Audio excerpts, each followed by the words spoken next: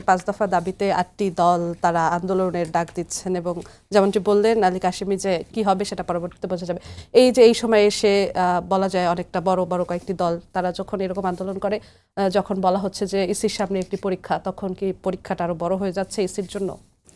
আমার কাছে এরকম মনে হচ্ছে না। কারণ কি, আমার কাছে যেটা মনে হচ্ছে সবাই কিন্তু নির্বাচনের একটা ট্রেনের মধ্যে উঠে গেছে এবং তারা দেখেন দর কষাকষি করে, আবার নির্বাচনী প্রচারণাও করে, কে কোন আসনে ইলেকশন করবে ওইটা হিসাব করে। সবার আগে জামাত ইসলামী করেছে। হ্যাঁ, সবার আগে প্রায় 1 বছর আগে তারা কিন্তু তাদের লোকজন নামিয়ে দিয়েছে এবং মহিলারা বাড়ি বাড়ি ভোট চাচ্ছে।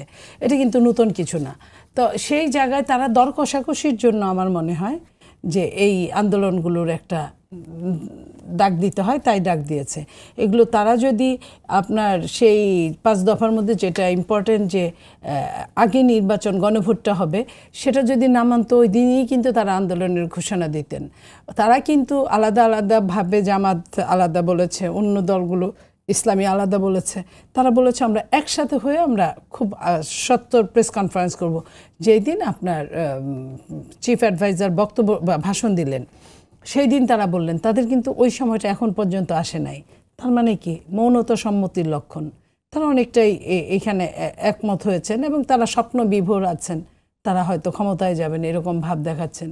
তো যদি ক্ষমতায় যাওয়ার জন্য তারা ওপেন বলেন এখন, তাহলে তো তাদের নির্বাচনই করা উচিত, সব কিছু মেনে নেওয়া উচিত। এগুলো তো সিলি ঘটনা, এগুলো তো বড় কিছু না, নেওয়া উচিত আমি মনে করি।